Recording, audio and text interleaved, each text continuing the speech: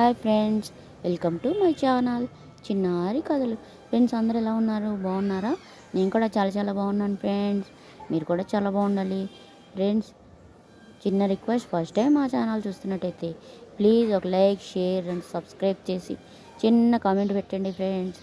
మీరు ఇచ్చే కామెంటు, మీరు ఇచ్చే లైక్తో మా ఛానల్ ఎంతో గ్రోత్ అవుతుంది ఫ్రెండ్స్. ఈరోజు 4వ నాటి రాత్రి చెప్పిన కథ, తాబేటి రాకుమారుని కథ. 4వ నాటి రాత్రి కుశాగ్రబుద్ధి శోభనం గదిలో విశ్రాంతి తీసుకుంటున్నాడు. రాకుమార్తె చిన్నది మనోరమని గదిలోకి ప్రవేశించింది. రమ్మని ఆహ్వానించాడు కుశాగ్రబుద్ధి. కాలక్షేపానికి నీకొక మంచి కథ చెప్తాను విను. మల్లినాపుర మహారాజుకి మంగళవర్తి, జనన్మణి అనే 2 దేవేర్లు ఉన్నారు. వారికి సంతానం లేదు. పుత్రకామేష్టి చేశాడు ప్రభు వెంకటపతి. యజ్ఞపురుషుడొకడు చూతాఫలాన్ని అనుగ్రహించాడు. రాజు దానిని చిన్నరాణికి ఇచ్చాడు. ఆమె దాని రసం పిండుకొని తాగి తొక్క టెంకే పారవేసింది. పెద్దరాణి దాసి దానిని తీసుకొని వెళ్ళి తన యజమానురాలికి ఇచ్చింది. ఆమె దానిని నూరించి సగం తాను తాగి మిగిలిన సగాన్ని గుర్రానికి, కుక్కకు వేసింది. 9 నెలల అనంతరం చిన్నరాణి 2 బిడ్డలను, పెద్దరాణి 1 తాబేలును, గుర్రము, కుక్క ఒక్కొక్క పిల్లను కన్నారు. ఒకనాడు మహారాజు వెంకటపతి తన చిన్న భార్య కుమారులు వీరసేన, సూరసేనుల్ని చెంతకు చేరవిలిచాడు. బిడ్డలారా, తండ్రి కోరిక సంతానం తీర్చాలి కనుక మీరు బయలుదేరి మలయపర్వత శిఖర గుహలో ఒక సుందరాంగి ఉన్నది. ఆమెపై నాకు వలపు. ఆమెను తెచ్చి నాకు వివాహం చేయండి అన్నాడు. చిత్తమని వారు మలయపర్వతానికి బయలుదేరారు. ఈ సంగతి తెలిసి తాబేటి రాకుమారుడు కూడా మలయపర్వతానికి మనుజ రూపంలో బయలుదేరాడు. దారిలో తాబేటి రాకుమారుడు తనకు తారసపడిన పసుపు కుంకుమలు గల సెలయేటిని కాలితో తొక్కకూడదని ఒక్క ఉదుట నావలిగట్టుకి దాటాడు. ఆ జలాల్లో స్నానమాడు రాకుమార్తె అది తెలిసి వానిని తన రాజ్యానికి రప్పించింది. తన శపథం ప్రకారం కాలు మోపకుండా దాన్ని దాటిన వాని వివాహం చేసుకుంటానన్న ప్రకారం పెళ్లి చేసుకున్నది. ఒకనాడు అక్కడి నుండి తాను బయలుదేరిన పని చెప్పి అనుమతి తీసుకొని ముందుకు బయలుదేరాడు. దారిలో కొందరు రాజభటులు కనపడి వానికొక వరాహ ఇచ్చి ఒక కట్టెను, ఆకును, నూనెను కొని సొమ్ములాగా ఇచ్చిన వానిని మా రాకుమార్తె పెళ్లి చేసుకుంటుందన్నాడు. ఇది యుక్తితో కూడిందని తీవ్రంగా ఆలోచించాడు. నువ్వుచూలకు వెళ్ళి నువ్వు మొక్కని కాయలు, ఆకులతో ఉన్నదాన్ని పీకి రాజభటులకి ఇచ్చాడు. దాని కాండం, కొమ్మలు, దాని పత్రాలు, ఆకులు, దాని కాయలు, నూనె ఇదిగో ఆమె ఇచ్చిన వరహ అని వివరించాడు. రాజకుమార్తె సంతృప్తిపడి వానిని వివాహం చేసుకున్నది. ఒకనాడక్కడుండి తాను వచ్చిన పని మీద బయలుదేరాడు. మార్గ మధ్యంలో ఒక సత్రంలో బస చేశాడు.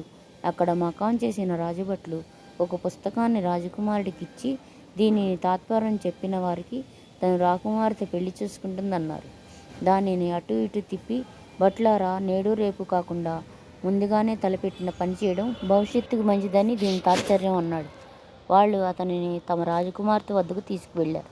తాత్పర్యానికి సంతసించి ఆమె అతన్ని వివాహం చేసుకున్నది. అతను ఒకనాడక్కడ ఉండి తాను బయలుదేరిన పనిని సాధించుటకు బయలుదేరాడు. నాదా, మీరు బయలుదేరుతున్న పని చాలా గొప్పది. మెలకువ, నిగ్రహం అవసరం. మలయ పర్వతాన్ని ప్రదక్షిణ చెయ్యండి, నమస్కరించండి. ఒక లత శిఖరం నుండి నేల వరకు జాలువారుతుంది. దాని సాయంతో కొండనెక్కండి. అక్కడ గల భువనేక సుందరి మిమ్మల్ని ఆహ్వానిస్తుంది. అనేక ప్రలోభాలకు పెడుతుంది. చలించకండి. నిగ్రహంగా నిలబడి ఆమెను మీతో భూమికి రమ్మనండి. అంగీకరిస్తుంది. 2 లతని పట్టుకొని ఇక్కడికి రండి. అలా 3 రోజుల్లో మీరు రాకపోతే మీకు ఏదో ప్రమాదం కలిగిందని నేనే పర్వతం మీదకొచ్చి మిమ్మల్ని కాపాడుకుంటానని చెప్పింది. మలయ పర్వతం వద్దకు చేరుకున్న రాకుమారుడు తన 3వ భార్య చెప్పిన ప్రకారం చేసి ఆమెను తీసుకొని కొండ నుండి లత ద్వారా కిందకి జారి వస్తుండగా అతని సోదరులు అతన్ని ఖండాలుగా నరికి కొండ శిఖర సుందరితో మలినాపురం చేరుకున్నారు.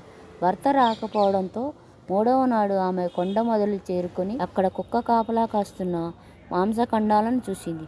తక్కిన 2 భార్యలను అక్కడికి రప్పించింది. ఆ మాంసఖండాలను పోగు చేసి తన వద్ద గల మంత్రజాలాన్ని చల్లింది. తాబేటి రాకుమారుడు సజీవుడయ్యాడు.